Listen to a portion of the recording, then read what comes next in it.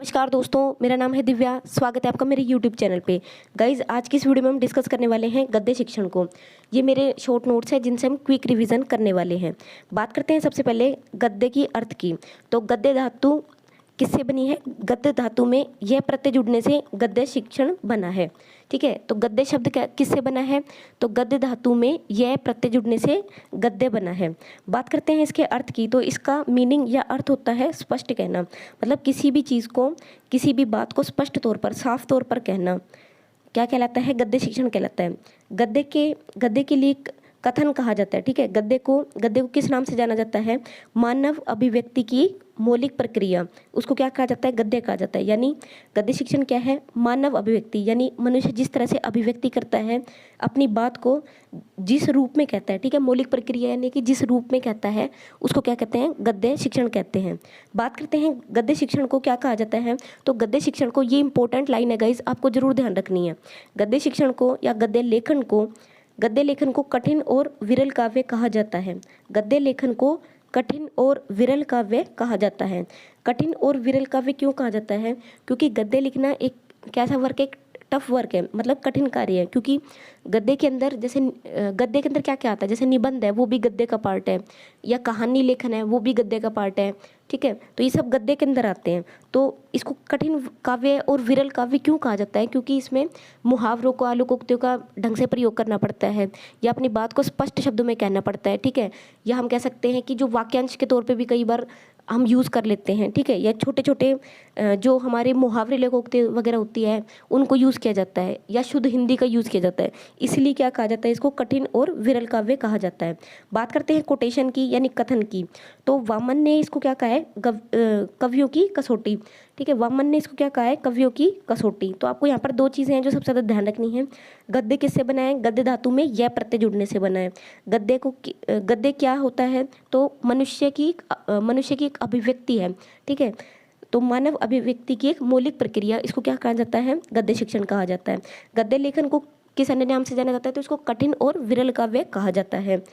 और इसकी कोटेशन आए तो वामन की कोटेशन को ध्यान रखना है कि इसको कवियों की कसौटी कहा जाता है।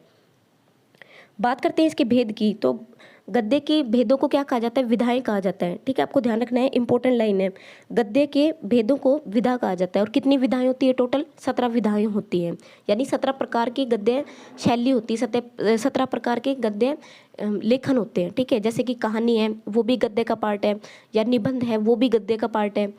तो ये सब क्या है? या गद्यांश जो होता है वो भी गद्य का पार्ट होता है। ठीक है, तो ये सब क्या है? गद्य का पार्ट है। तो इस तरह से 17 प्रकार होते हैं, 17 विधाएं आप कह सकते हैं। बात करते हैं विशेषताओं की। तो सभी का एक यूज़ पूछा जाता है। ठीक है, यानी किसका क्या महत्व होता है। तो जैसे व्याकरण का क्या महत्व है कि नए नए शब्दों की रचना कैसी है, उसका ज्ञान कराया जाता है कि कोई भी नियम है वो कैसे बना है, या किसी भी शब्द की किस तरह से रचना हुई है, वो व्याकरण शिक्षण कहलाता है। वहीं गद्य शिक्षण क्या होता है? मतलब जिससे हम नए नए शब्दों का ज्ञान कराते हैं। जैसे अब अगर आप कोई भी गद्यांश पढ़ते हैं, या हिंदी के अंदर कोई भी कहानी पढ़ते हैं, या निबंध पढ़ते हैं, तो उससे क्या होता है? हमें बहुत सारे नए नए शब्द सीखने को मिलते हैं, या बहुत सारे नए नए कह सकते हैं वाक्य देखने को मिलते हैं। ठीक है, या नई नई शब्दावली हमें मिलती है। तो वो क्या है?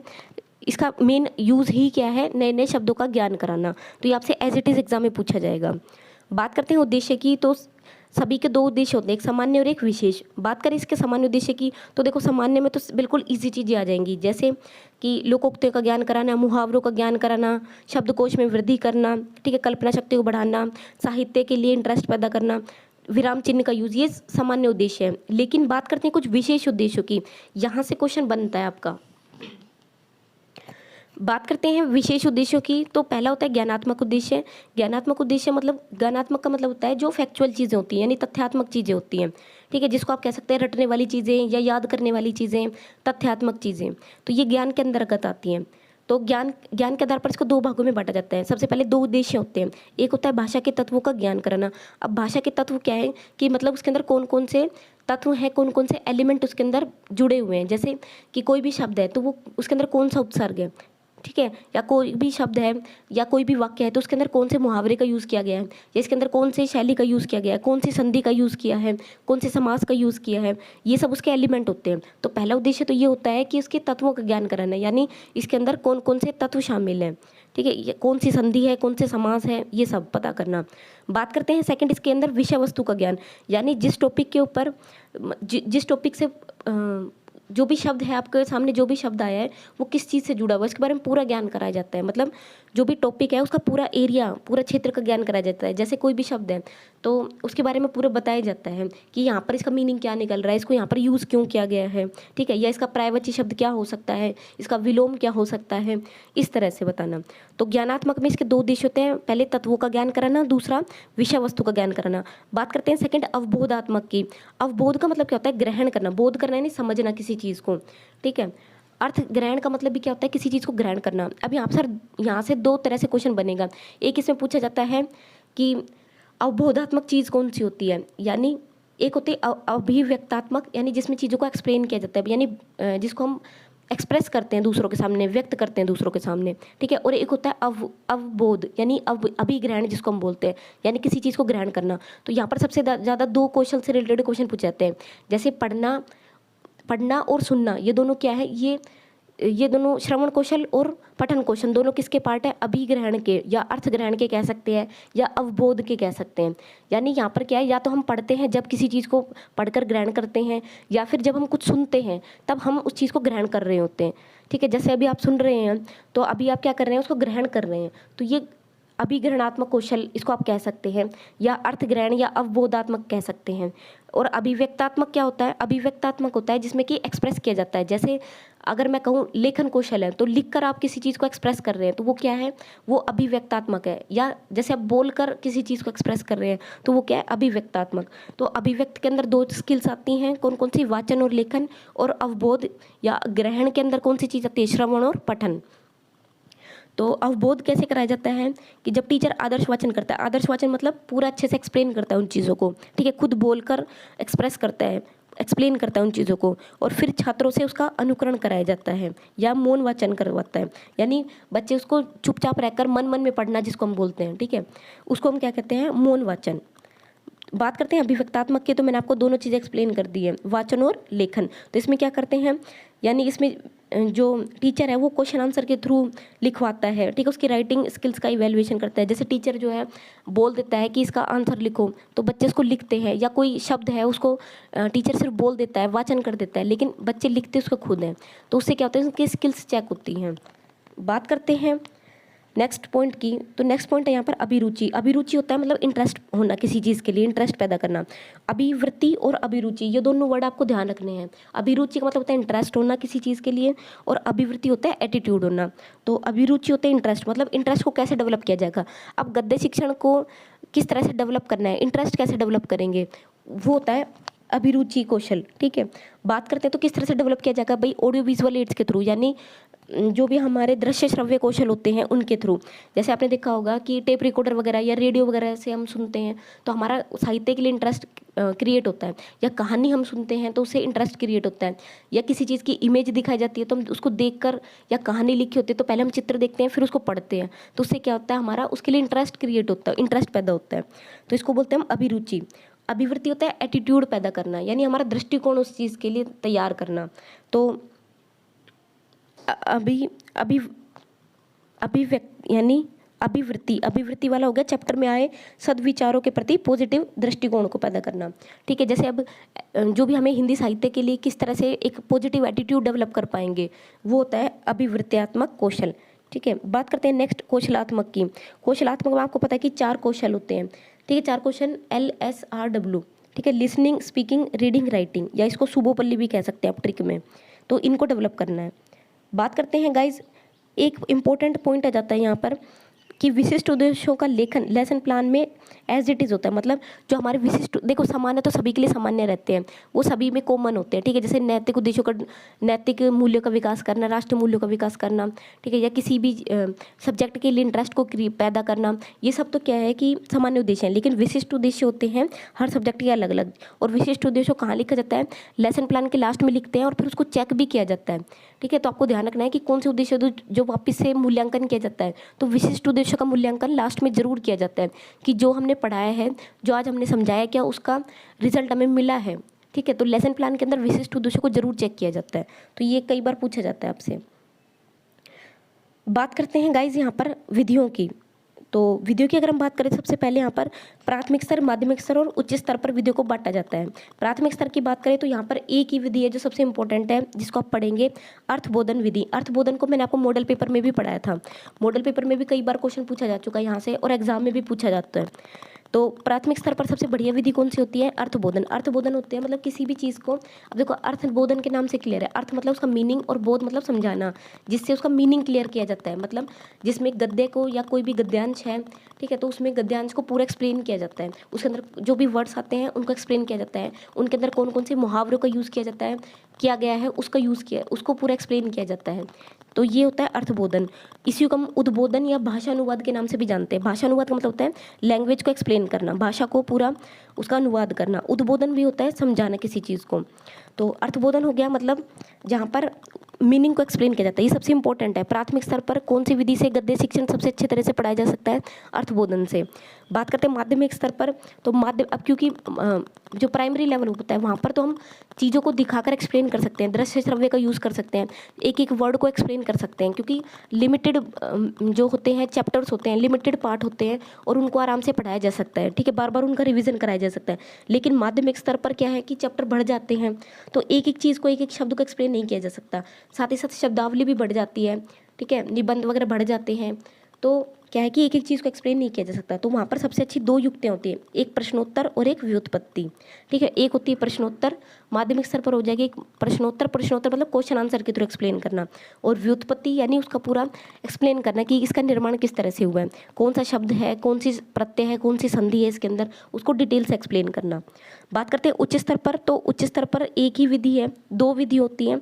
एक होती है व्याख्यान। व्याख्यान होता है जैसे कि जो लेक्चरर यूज़ करते हैं, सिर्फ एक्सप्लेन करते जाते हैं और स्टूडेंट सिर्फ सुनते रहते हैं उसको।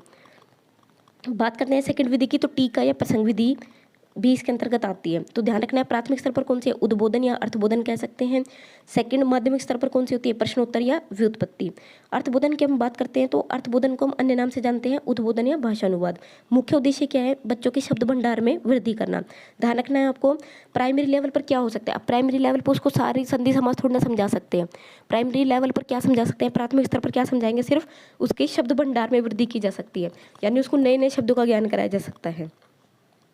बात करते हैं जब चैप्टर को पढ़ाते हैं, चैप्टर को पढ़ाते समय टीचर के सामने जब भी कोई नया शब्द आता है तो टीचर उस नए शब्द का अर्थ स्पष्ट करता है, ठीक है। अर्थबोधन विधि क्या होती है?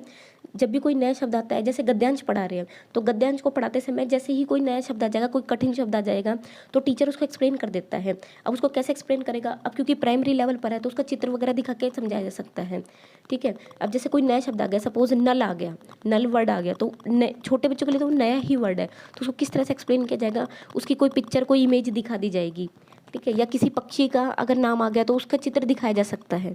लेकिन तो ये अर्थबोधन विधि है। बात करते हैं इसके अंदर कौन कौन सी प्रविधियाँ क्या होती है, आपको ध्यान रखना है। प्रविधियाँ होती है जो विधियों के अंतर्गत आती है, यानी विधि के अंदर यूज़ की जाने वाली छोटी छोटी विधियाँ, ठीक है। जैसे चित्र है, मॉडल है, मतलब अब कुछ एक्सप्लेन करना है तो उसको हम चित्र दिखाकर एक्सप्लेन कर सकते हैं। मॉडल दिखाया जाता है, ग्लोब वगैरह से दिखाया जा सकता है, या प्रत्यक्ष रूप से उस चीज़ को दिखाया जा सकता है, ठीक है। जैसे पेड़ वगैरह है, पेड़ वगैरह के बारे में कुछ या पत्ते के बारे में कुछ एक्सप्लेन करना है तो उसको प्रकृति के अंदर दिखाया भी जा सकता है कि भाई ये पेड़ है। स्कूल के अंदर, क्लास के अंदर, आसपास में मतलब मिल जाता है, तो वो चीज़ें डायरेक्ट उनको प्रत्यक्ष रूप से सिखाई जा सकती हैं। तो ये इसकी प्रविधियाँ होती हैं। बात करते हैं तो सबसे बेस्ट विधि गद्य शिक्षण की कौन सी है? प्राथमिक स्तर पर कौन सी है? अर्थबोधन विधि है। लेकिन इसके अंदर एक दोष होता है, क्या कि इसके अंदर बड़े बड़े पदार्थों को तो एक्सप्लेन किया जा सकता है, मतलब जो बड़ी चीज़ें होती हैं, जैसे अगर हम कहें कि कोई बड़ा शब्द है, जैसे मैंने आपको बताया नल, ठीक है, तो ये तो बड़ा शब्द है, तो इसका तो पिक्चर दिखा के, चित्र दिखा के समझाया जा सकता है, या प्रैक्टिकल बच्चों को दिखा के समझाया जा सकता है। लेकिन अब कोई शब्द ऐसा आ गया जैसे का है, या ही है, या नहीं है, तो ये शब्द क्या है? इनको क्या कोई चित्र मॉडल थोड़ा ना दिखाया जा सकता है इनको। तो ये क्या है कि ये इसका एक दोष है कि इसके अंदर छोटी छोटी चीज़ें मिस हो जाती हैं, मतलब हर छोटी छोटी चीज़ का तो हम चित्र नहीं दिखा सकते ना, इसलिए ये इसका एक दोष है कि इसमें सिर्फ हम मीनिंगफुल या बड़ी चीज़ों का ही, जो बड़ी चीज़ें होती है, स्थूल पदार्थ होते हैं, उन्हीं को ही एक्सप्लेन किया जा सकता है। छोटे छोटे शब्दों को हम नहीं एक्सप्रेस कर सकते हैं। बात करते हैं इसकी परिभाषाओं की, तो यहाँ पर सबसे इंपॉर्टेंट परिभाषा आती है संतोष मित्तल की। संतोष मित्तल ने इसे काठिन्य निवारण विधि कहा है। क्या कहा है? काठिन्य निवारण विधि, ठीक है। बात करते हैं उपविभाजन की, तो इसके अंदर 3 विधियाँ आती हैं। एक होती है उद्बोधन। अब उद्बोधन मतलब क्या, कि जिसमें अभी मैंने आपको बताया कि जिसमें प्रैक्टिकल तौर पर चीज़ों को दिखा के एक्सप्लेन किया जाता है। जैसे इसके अंदर क्या क्या चीज़ें आएंगी, प्रत्यक्ष वस्तु का प्रदर्शन करना, ठीक है, या कोई प्रत्यक्ष बच्चों से क्रिया कराना, या उसी तरह का कोई मॉडल वगैरह उनको दिखा देना। तो ये तो उद्बोधन हो गया, जिसमें हम चीज़ों को दिखाकर एक्सप्लेन कर सकते हैं, उस शब्द का मीनिंग दिखाया जा सकता है। बात करते हैं प्रवचन। प्रवचन में क्या है कि सिर्फ एक्सप्लेन किया जा सकता है। तो प्रवचन में क्या हो सकता है, अनुवाद विधि हो गई, ठीक है, और परिभाषा हो गई, उसके उसके डेफिनेशन दी जा सकती है, या टीका विधि हो गई। स्पष्टीकरण के अंतर्गत क्या आता है, स्पष्टीकरण मतलब होता है पूरा एक्सप्लेन करना डिटेल से, यानी उसका निर्माण कैसे हुआ है, यानी उसकी व्युत्पत्ति कैसे हुई है, ठीक है, तो व्युत्पत्ति विधि हो जाती है। तुलना मतलब होता है उसका कंपैरिजन करके बताना कि दो चीज़ों, जैसे अब जैसे हम बताते हैं ना, जैसे पृथ्वी है तो उसको हम भू धरा धरती भी कहते हैं, तो ये उसके प्रायवाची हो गए। तो इस तरह से और शब्दों के साथ उसकी तुलना या समानता करके बताना, उसको समझाना। तीसरा, उसका वाक्य में प्रयोग करके बताया जा सकता है। चौथा, इसके अंदर प्रसंग के द्वारा, यानी किसी चीज़ का एग्जाम्पल, प्रसंग का मतलब होता है एग्जाम्पल देकर, उसी के जैसा कोई एग्जाम्पल देकर समझाया जा सकता है। और अंतःकथा मतलब उसको एक्सप्लेन करना, ठीक है, डीपली एक्सप्लेन करना। बात करते हैं नेक्स्ट, तो पहले तो उद्बोधन विधि हो गई हमारी। उद्बोधन आपको पता चल गया कि जिसमें हम चीज़ों को दिखाकर पूरा एक्सप्लेन, उसका मीनिंग एक्सप्लेन किया जा सकता है।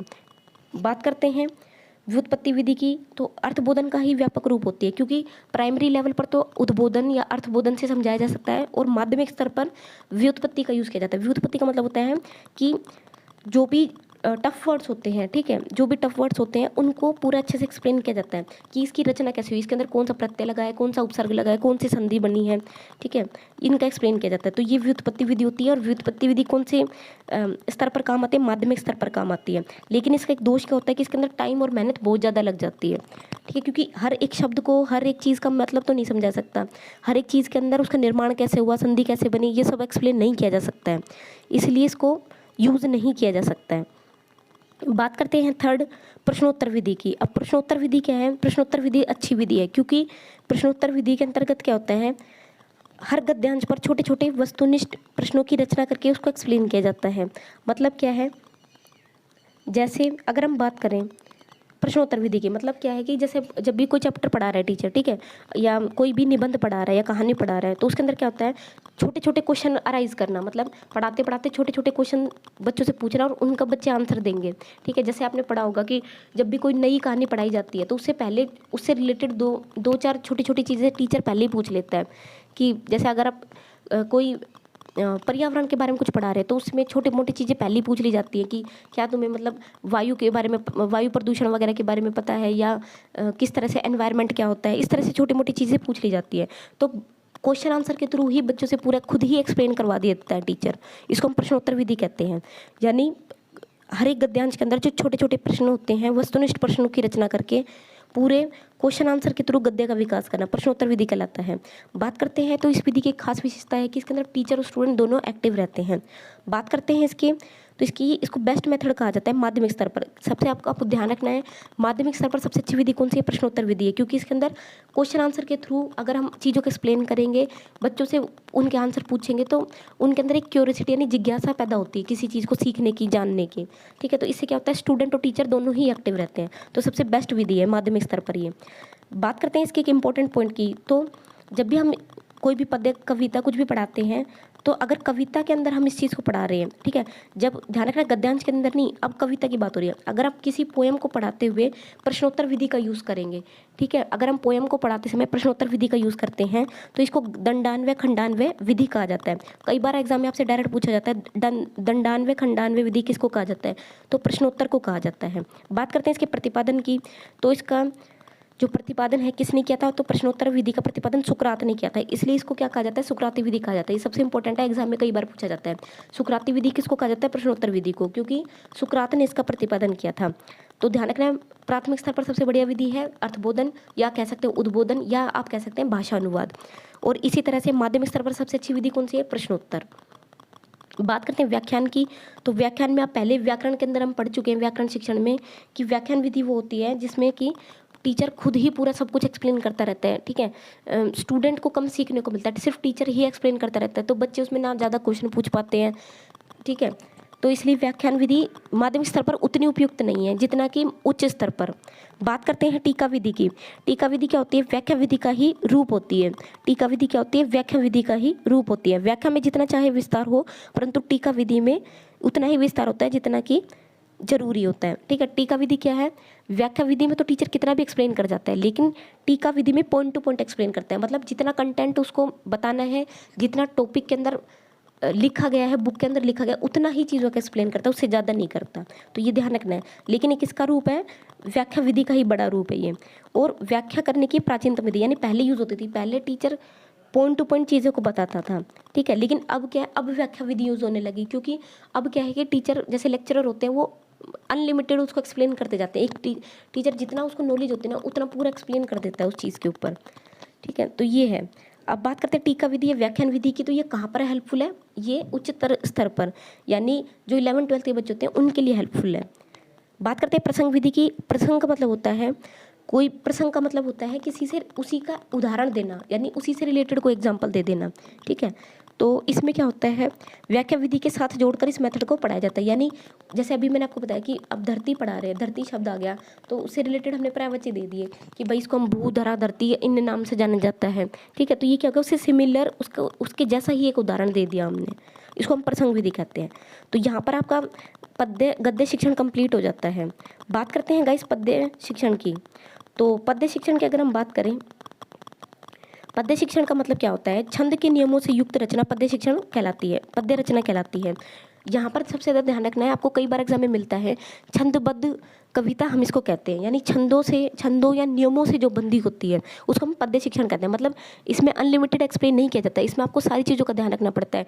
कौन सा अलंकार यूज़ किया है, ठीक है, कौन सा इसके अंदर आपने भाव यूज़ किया है, कौन सा रस यूज़ करा है, तो इस तरह से सब कुछ बिल्कुल एग्जैक्ट इसके अंदर शब्द जुड़े होते हैं। ठीक है, तो बिल्कुल उसमें कुछ भी एक्स्ट्रा आप अपनी तरफ से अतिशोक्ति को यूज़ नहीं कर सकते, कुछ भी एक्स्ट्रा नहीं बढ़ा चढ़ा कर कह सकते। लिमिटेड शब्दों के साथ सभी चीज़ों को लिमिटेड रूप में यूज़ किया जाता है। ठीक है, और छंद के नियमों से युक्त रचना होती है। छंद के नियम मतलब इसको हम मतलब इसमें सब पूरे नियम से होती है। बात करते हैं इसको भावनाओं को उत्सर्जन कहते हैं। सबसे ज़्यादा आपको ध्यान रखना है, अगर गद्य शिक्षण की बात आती है तो गद्य शिक्षण क्या है? एक अभिव्यक्ति है। ठीक है, और वहीं अगर हम पद्य की बात करें तो पद्य का जो रिलेशन होता है वो भावनाओं से होता है, यानी रस से होता है। तो भावनाओं का उत्सर्जन पद्य शिक्षण पद्य कहलाता है। ठीक है, जहाँ पर हम फीलिंग्स को एक्सप्रेस किया जाता है। तो इसका एजेंडा क्या होता है, इसका एम क्या है, पद्य शिक्षण क्यों पढ़ाया जाता है? ताकि पर्टिकुलर सब्जेक्ट से रिलेटेड हमें उसकी भावनाओं उससे रिलेटेड हमारी भावनाएं जागृत हो। जैसे अब कोई वीर रस की कविता क्यों पढ़ाई जाती है? जिससे कि हमें देश प्रेम की भावना जगे। ठीक है, इस तरह से है, तो ये आपको ध्यान रखना है। बात करते हैं विशेषताओं की, तो भाव और रस को ग्रहण करने की योग्यता क्या होती है? पद्य शिक्षण। तो जहाँ भी भाव या रस का जिक्र होगा वहाँ पद्य है, और जहाँ अभिव्यक्ति का रचना का जिक्र होगा वहाँ पर क्या है? पद्य है। ठीक है, नहीं सॉरी गद्य है। बात करते हैं उद्देश्य की। प्राथमिक स्तर पर सिंपल उद्देश्य। अब देखिए प्राथमिक लेवल पर पोएम को क्यों पढ़ाया जाएगा? ताकि सिर्फ उसको बच्चे को एंटरटेनमेंट किया जा सके। ठीक है, यानी उसके अंदर एक मतलब आनंद का वातावरण विकसित किया जा सके। ठीक है, साथ ही साथ उसके अंदर आरोह अवरोह, यानी किस तरह से कब हम पोएम को पढ़ते हैं तो पूरी एनर्जी के साथ पढ़ते हैं। ठीक है, आपने देखा होगा उचित जो स्वर ताल होते हैं उनके साथ पढ़ा जाता है, आरोह अवरोह के साथ। कब शब्द को ऊंचा लेकर जाना है, कब बिल्कुल धीमी गति से उसको बोलना है, तो ये उचित आरोह अवरोह का ज्ञान कराना प्राथमिक स्तर पर। ठीक है, साथ ही साथ उसके लिए इंटरेस्ट क्रिएट करना, एकता के गुणों का विकास करना, ये शब्द क्या है? प्राथमिक लेवल पर। तो प्राथमिक लेवल पर ज़्यादा डीप नहीं जानना है, सिंपल आरोह अवरोह का ज्ञान कराना। दूसरा सबसे ज़्यादा क्या है इंपॉर्टेंट, कि उसको आनंद का वातावरण देना है। बात करते हैं इसके अंदर 3 एलिमेंट शामिल होते हैं। एक होता है अभिव्यक्ति वाली कविताएं। जैसे अभिव्यक्ति मतलब जिसमें कोई ना कोई आपको जिसका कोई मतलब यानी कि कोई विचार जिसके पीछे दिया जाता है। ठीक है, जैसे अभी मैंने आपको बताया कि वीर रस की कविता क्यों पढ़ाई जाती है? देश प्रेम से जुड़ी हुई, मातृभूमि से जुड़ी हुई पोएम क्यों पढ़ाई जाती है? ताकि हमें हमारे मातृभूमि के लिए हमारे अंदर देश प्रेम की भावना को डेवलप किया जा सके। उसके पीछे एक थॉट है, एक विचार है। ठीक है, तो ये होता है अभिव्यक्ति। दूसरा होती है भाव रस की कविता है, यानी भाव सौंदर्य वाली कविता है। भाव सौंदर्य का मतलब होता है जिसमें सिर्फ रस वगैरह होते हैं, एक्सप्लेन किया जाता है। जैसे कि आपने पढ़ा होगा, जैसे हम अलंकार वगैरह पढ़ते हैं तो वो सब क्या भाव से जोड़ा जाता है। ठीक है, फीलिंग्स है जिसके अंदर सिर्फ। बात करते हैं विचार की, तो ये मैंने अभी आपको बता दी, जिसके पीछे कोई थॉट होता है। तो अभिव्यक्ति मतलब जिसमें कुछ भी एक्सप्लेन किया जाता है, विचार भी मतलब थॉट हो गया कोई भी, और भाव मतलब आपको पता ही है जो सिंपल, जैसे जो सिंपल कविताएं पढ़ाई जाती है, साधारण जिसमें सरल शब्दों वगैरह का यूज़ किया जाता है सिर्फ इंजॉयमेंट के लिए। बात करते हैं विधियों की। प्राथमिक स्तर पर क्या विधियाँ होती है, इसमें भी अर्थबोधन या उद्बोधन। अब मैंने पूरा एक्सप्लेन कर दिया है अर्थबोधन या उद्बोधन को, ठीक है। दूसरा गीत विधि होती है। गीत विधि मतलब जिसमें गाकर पूरा टीचर उसको एक्सप्लेन करता है। अभिनय विधि होती है जिसमें उसका नाटक वगैरह कराया जाता है, यानी हाव भाव के साथ जिसमें पोएम को पढ़ाया जाता है। रसास्वादन होता है जिसमें पूरा अच्छे से बच्चे भी एक्सप्रेशन करते हैं, टीचर भी मतलब पूरा एक्सप्रेशन के साथ उसको पढ़ाता है, और बच्चे पीछे पीछे अनुकरण करते हैं। तो बात करेंगे अर्थबोधन की, उद्बोधन की। उद्बोधन क्या है, पुरानी यानी परंपरागत विधि है। गद्य शिक्षण के अंदर मैंने इसको पूरा एक्सप्लेन कर दिया आपको। सिंपल क्या है, इसमें एक लाइन जाननी है आपको कि कविता को स्वयं पढ़कर बच्चों की मातृभाषा में उसका अनुवाद कर देता है। टीचर पहले पूरी जो भी कविता दी जाती है, ठीक है, उसको पूरा पढ़ देता है पहले, और फिर उसको सिंपल लैंग्वेज के अंदर, साधारण शब्दों के अंदर उसको एक्सप्लेन करता है। ये उद्बोधन है, ठीक है। तो कभी कभी इसमें स्टूडेंट से भी वाचन करा देता है ताकि बच्चे भी उस चीज़ का मतलब अर्थ निकालना जान सकें, ठीक है। बाकी बोरिंग विधि है, ठीक है, ज़्यादा इतना इसमें ज़्यादा पूछा नहीं जाएगा क्योंकि ये थोड़ी सी बोरिंग विधि, क्योंकि इसमें अगर जब उसका पूरा एक्सप्लेन वगैरह करता है तो उसका इंटरेस्ट खत्म हो जाता है, ठीक है, पोएम के प्रति इंटरेस्ट खत्म हो जाता है स्टूडेंट का। बात करते हैं इस मेथड का यूज़ कहाँ से स्टार्ट होता है, ये ध्यान रखना है। 4th और 5th क्लास से शुरू होता है, ठीक है। और गीत विधि वो होती है 1 to 3rd के लिए, पहली से तीसरी क्लास के लिए होती है गीत विधि, और चौथी से 5वीं के लिए होती है उद्बोधन। चौथी से 5वीं में कौन सी होती है, उद्बोधन से पढ़ाया जाता है, यानी उद्बोधन विधि से शुरुआत की जाती है। और गीत विधि होती है जिसमें बिल्कुल सिंपल पोएम्स आती है, छोटी छोटी पोएम, ठीक है, छोटी छोटी पोएम होती है जिसमें सिर्फ आरोह अवरोह के साथ टीचर उसको गा देता है और बच्चे सिर्फ उसका इंजॉयमेंट करते हैं उससे। तो ये 1 to 3rd के लिए पढ़ाई जाती है गीत विधि। गीत विधि का यूज़ कहाँ किया जाता है, कक्षा पहली, दूसरी, तीसरी के लिए, और 4th 5th में उद्बोधन का यूज़ किया जाता है। बात करते हैं नेक्स्ट,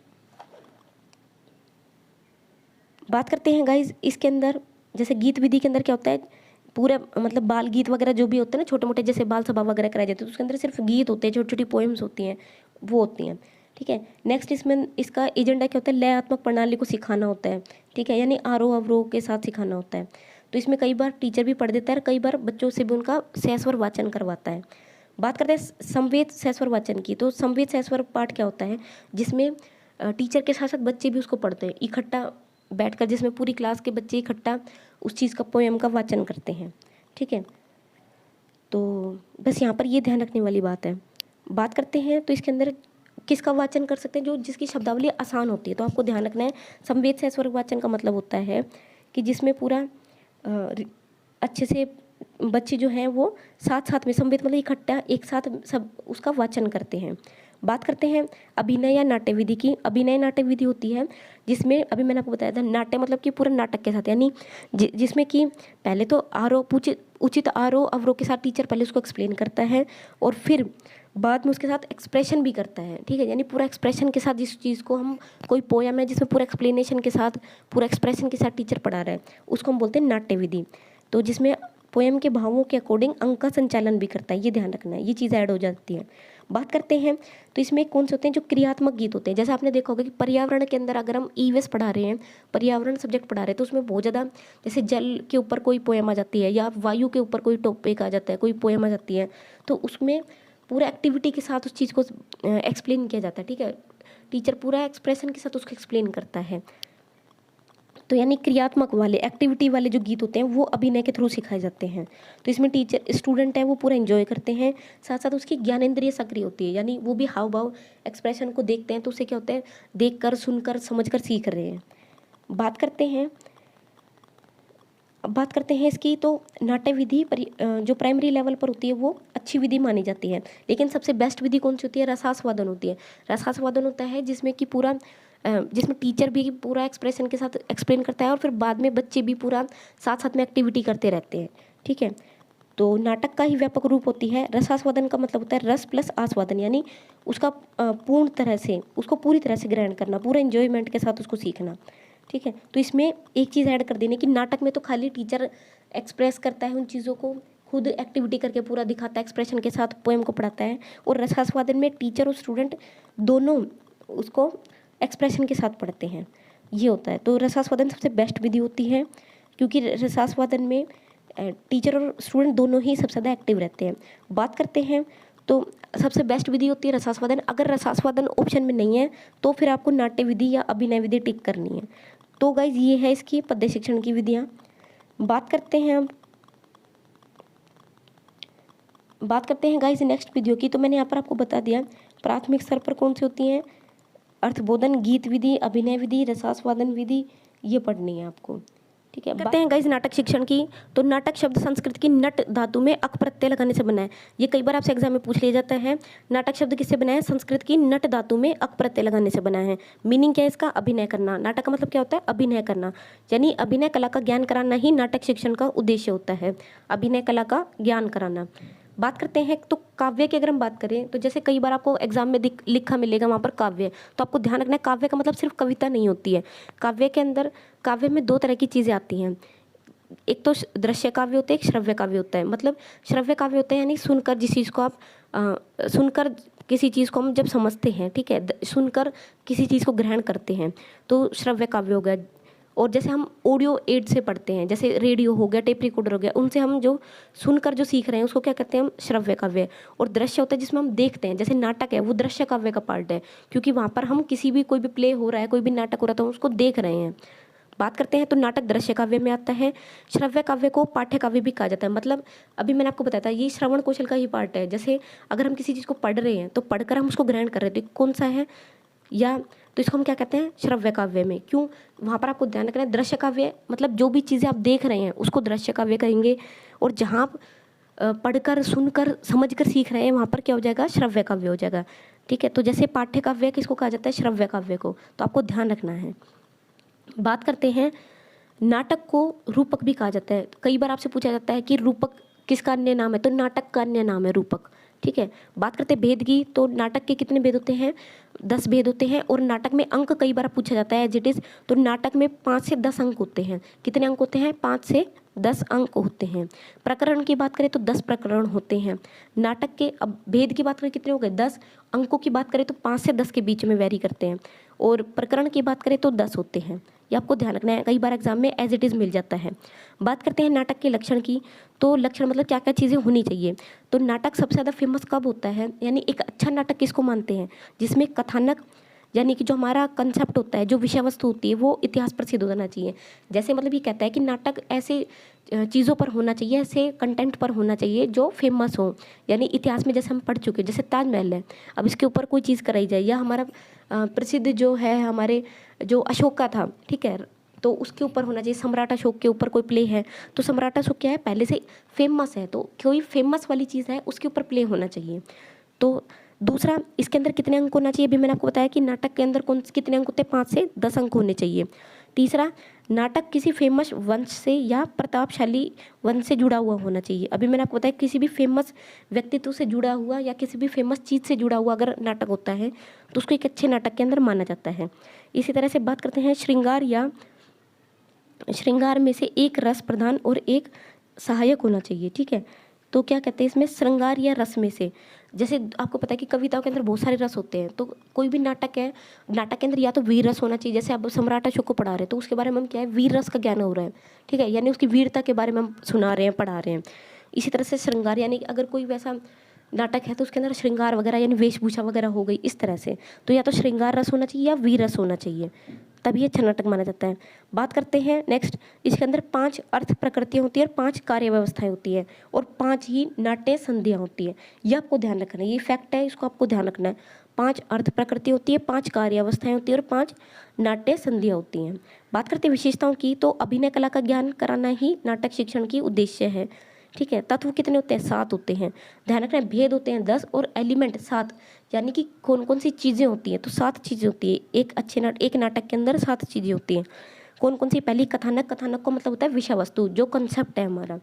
ठीक है, दूसरा जिस कंसेप्ट पे बनाया जा रहा है। दूसरा क्या होगा? पात्र या चरित्र चित्रण। चरित्र मतलब कैरेक्टर्स, जो भी कैरेक्टर उसके अंदर शामिल किए गए, कितने कैरेक्टर हैं। थर्ड, इसके अंदर भाषा शैली जरूर होनी चाहिए।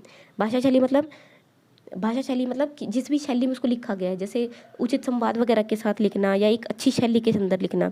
उसके बाद नेक्स्ट संवाद भी इसी का पार्ट हो जाता है। ठीक है, फोर्थ क्या जगह? संवाद मतलब जो भी डायलॉग वगैरह लिखे जाते हैं। उद्देश्य किसी भी उद्देश्य पर बेस्ड होता है।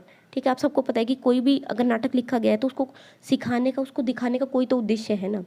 बात करते हैं नेक्स्ट, इसके अंदर अभिनेता यानी जो भी रोल प्ले कर रहे हैं वो, और देश काल और वातावरण यानी बैकग्राउंड जिसको आप बोलते हैं। बात करते हैं महत्व की, तो ये 7 एलिमेंट इसके अंदर होते हैं। नाटक के अंदर कौन कौन सी चीज़ें होनी चाहिए? 7 एलिमेंट होने चाहिए। ठीक है, महत्व की बात करें तो क्या क्या इंपॉर्टेंस होती है, तो इससे एक तो मनुष्य जो है हमारी प्रकृति से अवगत होता है, यानी जो भी जैसे बैकग्राउंड वगैरह होता है तो पूरा अच्छे तरीके से उसको एक्सप्लेन किया जाता है, तो इससे हमें एक तो चरित्र वगैरह, करेक्टर वगैरह के बारे में पता चलता है। सम्राट अशोक का पढ़ा रहे तो उसके करेक्टर का ही तो पता चल रहा है, उस एक किसी व्यक्तित्व के बारे में ही तो हमें पढ़ाया जा रहा है। दूसरा, विषय का ज्ञान, कोई भी कंसेप्ट है उसको हम प्रैक्टिकल तरीके से दिखाकर पूरा एक्सप्लेन कर रहे हैं। तीसरा, ये एक ऐसा मेथड है, ये सिंगल यानी अकेला एक ऐसा मेथड है जिसे हम अशिक्षित प्रौढ़ों को भी शिक्षित किया जा सकता है। तो कई बार एग्जाम में पूछा जाता है अशिक्षित प्रौढ़ यानी जो लोग पढ़ लिख नहीं सकते, पढ़ना लिखना नहीं जानते, उनको किस तरह से सबसे बड़ी तरीके से सिखाएंगे, तो उनको नाटक यानी रोल प्ले दिखाकर अच्छे तरीके से सिखाया जा सकता है।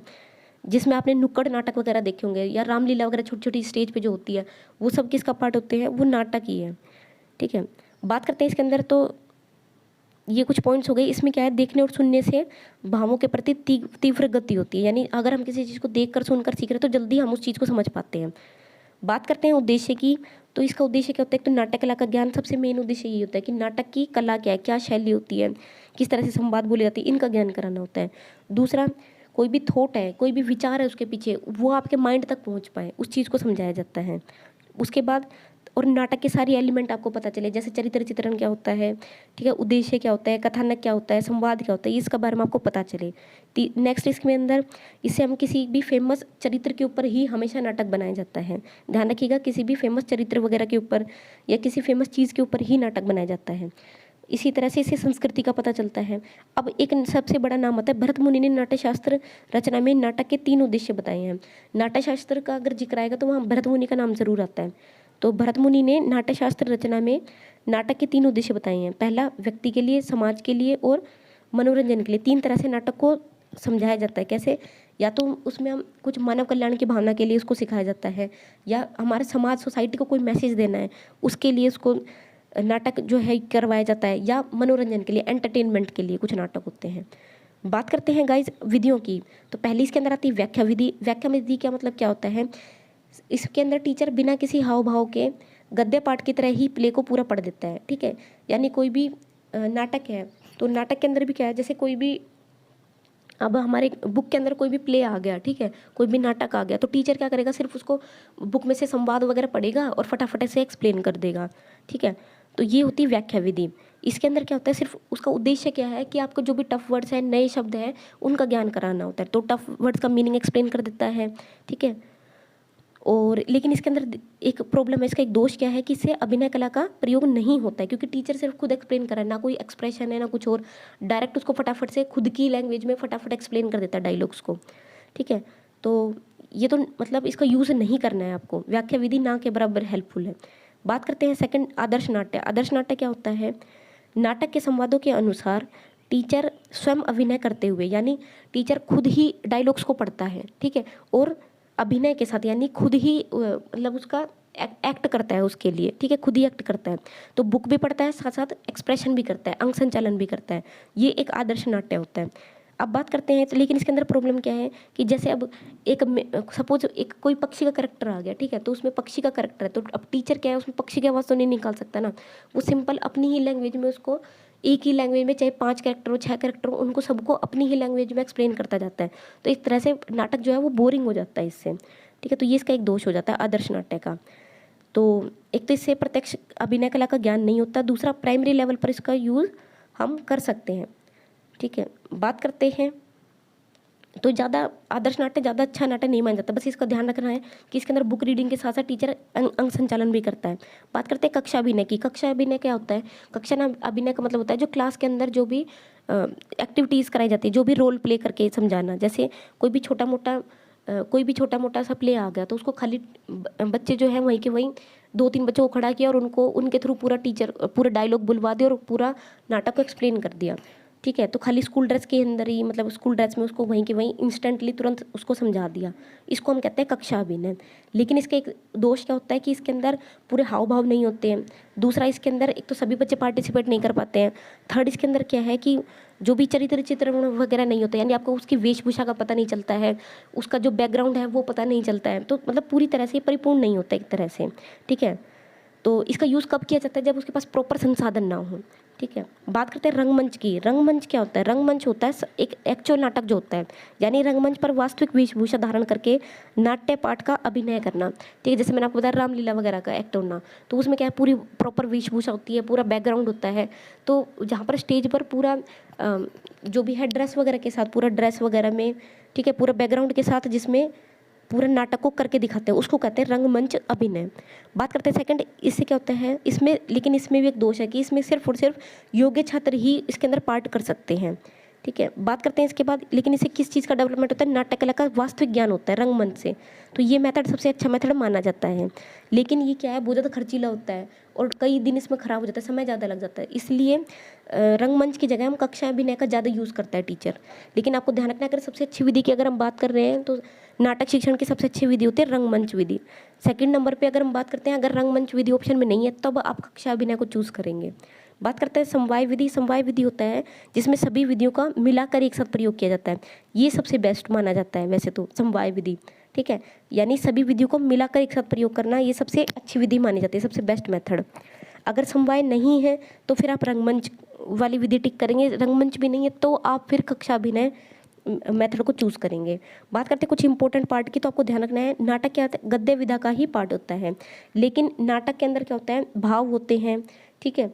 एक शैली होती है, संवाद की शैली होती है, अभिनेता का गुण होता है, ठीक है। इससे हमें क्या है, साहित्य के गुणों का विकास होता है। और समवाय यानी कि समवाय यानी संयुक्त और मिश्रित का सबसे बेस्ट मेथड होता है समवाय विधि, ठीक है। तो नाटक के अंदर क्या क्या पड़ा? व्याख्या विधि। व्याख्या में क्या होता है? सिर्फ टीचर बुक को रीड करते था, कोई एक्सप्रेशन नहीं होते।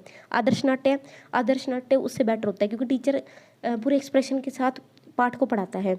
थर्ड, कक्षा अभिनय। कक्षा अभिनय होता है जिसमें कि बच्चे रोल करते हैं, लेकिन उसके अंदर कोई वेशभूषा बैकग्राउंड वगैरह नहीं होता है, ठीक है। सिर्फ 4-5 बच्चे, 8-10 बच्चे खड़े हुए, उन्होंने अलग अलग डायलॉग बोल दिए और पूरा एक्सप्लेन हो गया, ठीक है। बात करते हैं फोर्थ, रंगमंच की। तो रंगमंच एक श्रेष्ठ विधि होती है, अच्छी विधि होती है, क्योंकि रंगमंच में पूरी वेशभूषा के साथ पूरा मंच के ऊपर एक्सप्लेन किया जाता है, ठीक है। लेकिन समवाय विधि सबसे बेस्ट है जिसमें कि हम सारी विधियों को मिलाकर पढ़ाते हैं, ये सबसे बेस्ट विधि होती है। तो ये समवाय विधि है। समवाय विधि नाटक शिक्षण की सबसे बेस्ट विधि मानी जाती है। तो गाइज यहाँ पर हमारी सारी विधियाँ कंप्लीट हो गई हैं। व्याकरण शिक्षण कंप्लीट हो गया, नाटक शिक्षण कंप्लीट हो गया, गद्य शिक्षण और पद्य शिक्षण कंप्लीट हो गया है। तो गाइज आई होप आपको ये वीडियो पसंद आई होगी। अगर आपको ये वीडियो पसंद आई है तो प्लीज़ लाइक करें, शेयर करें, चैनल को सब्सक्राइब करें। साथ ही साथ गाइज बेल आइकन को ज़रूर प्रेस करें। और मैंने इस तरह की और भी वीडियोज़ हैं जो चैनल पर डाली हुई है। इसका पहला पार्ट यानी व्याकरण शिक्षण भी मैंने चैनल पर डाला हुआ है। साथ ही साथ सब्जेक्ट के इंपॉर्टेंट टॉपिक्स है या स्ट्रैटेजी क्या हो सकती है, बेस्ट बुक्स कौन सी हैं, किस तरह से आप प्रैक्टिस करेंगे, मॉडल पेपर कैसे सोल्व करेंगे, इसका पूरे जो वीडियो है मैंने चैनल पर डाली हुई है। आप वीडियो के डिस्क्रिप्शन में जाके इसी वीडियो के डिस्क्रिप्शन में चेकआउट कर सकते हैं। सभी प्ले लिस्ट का लिंक वीडियो के डिस्क्रिप्शन में डाल दिया गया है। So thank you so much, bye bye.